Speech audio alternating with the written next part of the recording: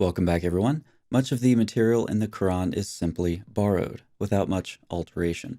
This is what we see in the legend of Alexander, the stories of Abraham and the idols, and the Adam and Iblis cycles, to name a few. In other cases, the Quran seriously distorts its sources or misconstrues them, or both. In this video, we'll look at the topic of intercession first briefly with Abraham and then more thoroughly with Moses. As we compare the Torah and Quran, I think you'll be interested to see what the Quran omits and tries to explain away. Many will recall Abraham's intercession for Sodom in Genesis 18. This is one of the earliest functions of a prophet in the Torah. It's important to note that Abraham's intercession is grounded in what he knows of God. Far be it from you to do such a thing, to put the righteous to death with the wicked, so that the righteous fare as the wicked. Far be that from you. Shall not the judge of all the earth do what is just? Intercession is specifically connected to the role of a prophet a few chapters later, when God speaks to Abimelech about Abraham. Now then, Abimelech, return the man, referring to Abraham's wife, for he is a prophet, so that he will pray for you, and you shall live. The prophet will intercede. Intercession is an important function of a prophet from the beginning, and many will recall the intercession of later prophets in the Hebrew Bible as well. Turning to the Exodus, Moses' intercession for the people plays a major role in both the theology and the literary structure of the book. Notice carefully how the golden calf episode breaks up the instructions and building of the tabernacle. Moses' intercession in chapter 33 is especially critical. The future of the nation is threatened because of their idolatry, but Moses intercedes. The covenant is renewed, and the construction of the tabernacle begins. Moses' intercession is the link that connects the instructions for and building of the tabernacle. This is critical to see. Without Moses' intercession, we would have the instructions for building the tabernacle, the great sin of idolatry, and then the building of the tabernacle would resume. This would be theologically incoherent, given God's statements about holiness and the function of the tabernacle as God's presence among his people. Note that sometimes Moses' intercession is bold, but it doesn't harm his relationship with God. Thus the Lord used to speak to Moses face to face, as a man speaks to his friend. Richard Middleton comments, "The purpose of Moses' challenge," referring to Exodus 33, is, as George Coates puts it, to persuade God to pursue the initial aim, to act in consistency with his own promise. Moses' boldness is thus rooted in a discernment of God's fundamental character and intent. As we saw a few minutes ago, Abraham's intercession and Moses' intercession have this in common. They're both grounded in God's character that has been revealed to them. God, out of his slowness to anger and steadfast love, welcomed Moses' intercession and responded to it, as he did with many other prophets. And this exchange between God and Moses allowed Moses to enter into a deeper relationship, even a friendship, with the God of Israel. So theologically, intercession is important, and even in the literary context, as we've seen, Moses' intercession is the link that connects the sections on the tabernacle, a subject so important that it spans about a dozen chapters at the end of the book of Exodus. So that's enough of an introduction to the importance of intercession in the role of biblical prophets. Now let's turn to the Quran, beginning with the episode of the golden calf. And when Moses said to his people, "My people, surely you have done yourselves evil by taking the calf.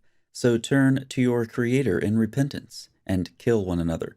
That will be better for you in the sight of your Creator."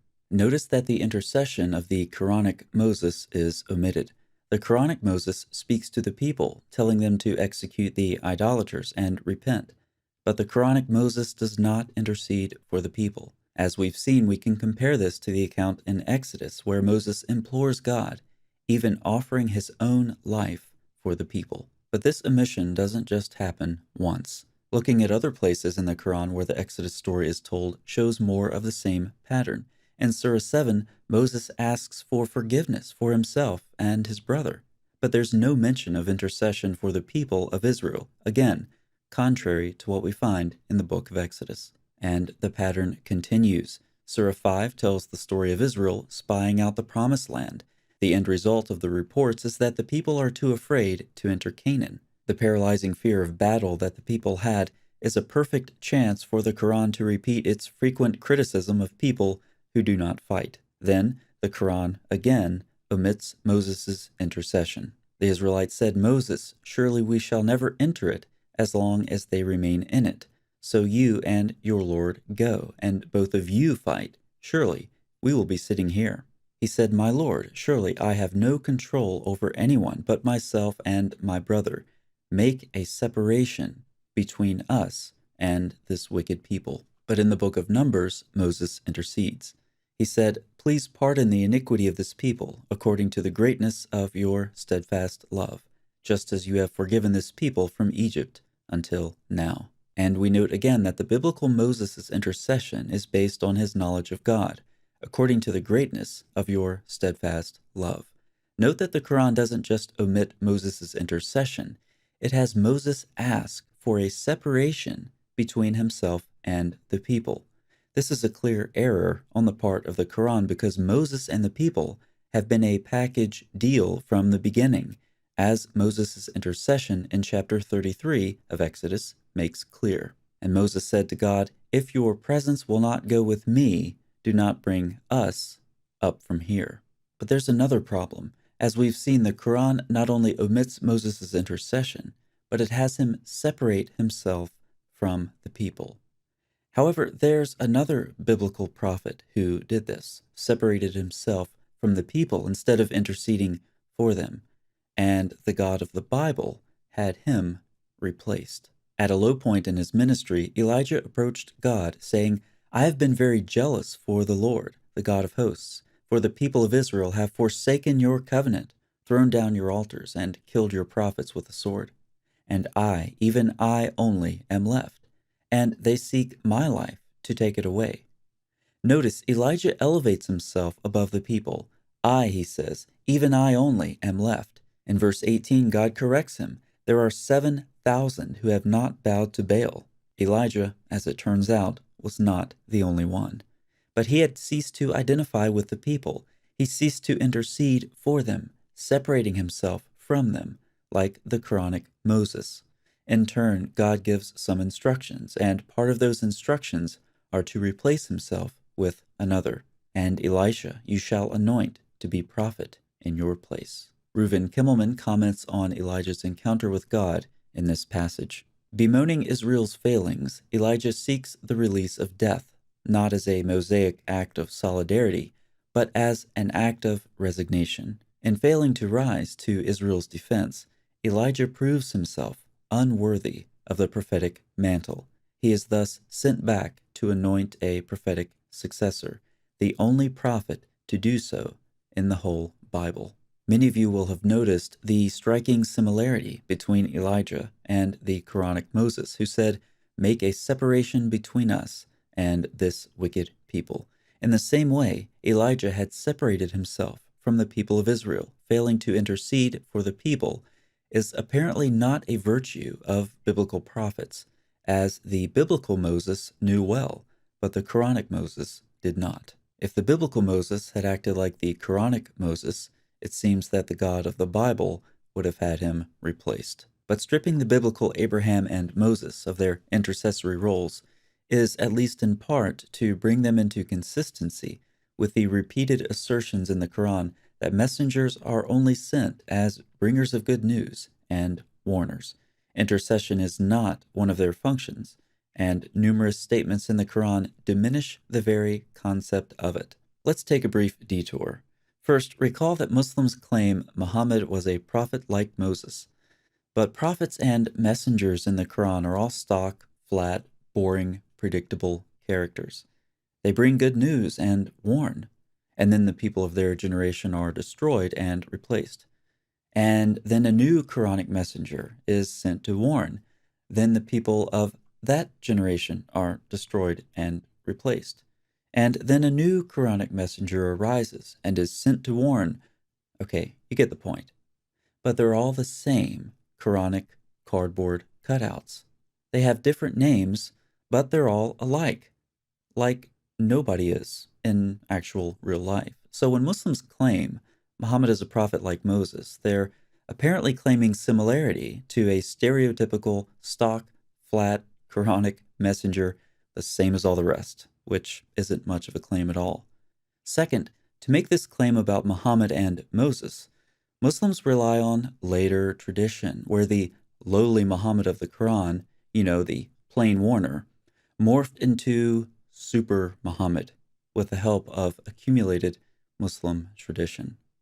Then they use all those legends with details found nowhere in the Quran to compare Muhammad to the Moses of the Bible, which they argue at the same time is corrupted, thus contradicting the Quran at the same time. This is deeply incoherent, to put it nicely. Now let's go back to the beginning. We started this video talking about the intercession of Abraham, so that's a good place to finish up. As you may have guessed, Abraham's intercession for Sodom, that's omitted in the Quran as well. When our messengers brought Abraham the good news, they said, "Surely we are going to destroy the people of this town, for its people are evildoers." He said, "Surely Lot is in it." That's a far cry from Abraham's intercession in Genesis 18. To push this a bit further, some of you may be wondering about all of those Jewish legends about Abraham and the idols that I mentioned at the beginning of this video. What does the Quran do with the intercession for Abraham's father in those passages? In the Quran, Abraham does ask for forgiveness for his father, the idol worshiper. However, unfortunately, Surah 9 clarifies that this intercession was only because of a promise Abraham had made. It is not for the prophet and those who believe to ask forgiveness for the idolaters, even though they may be family. Abraham did so, as we said, because of a promise, and finally, in the end, the Quranic Abraham disowned his father.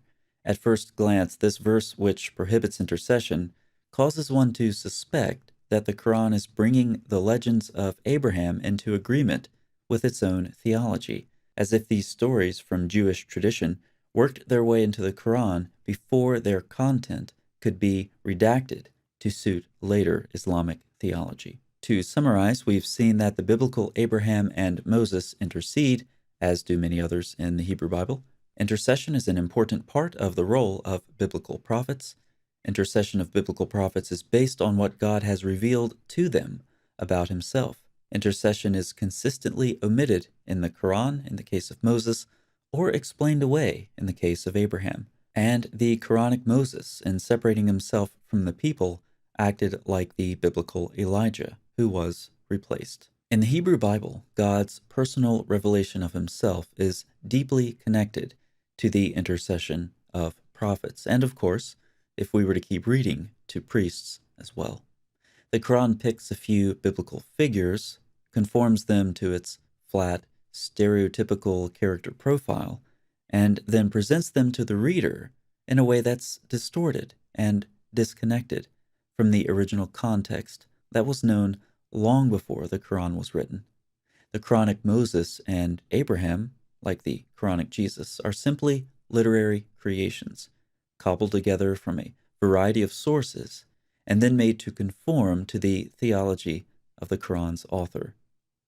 Speaking of theology, given the clear ad hoc constructs of the Quranic characters themselves, why shouldn't we think that the God of the Quran is just a literary creation as well? Thanks so much for watching. I'll see you next time.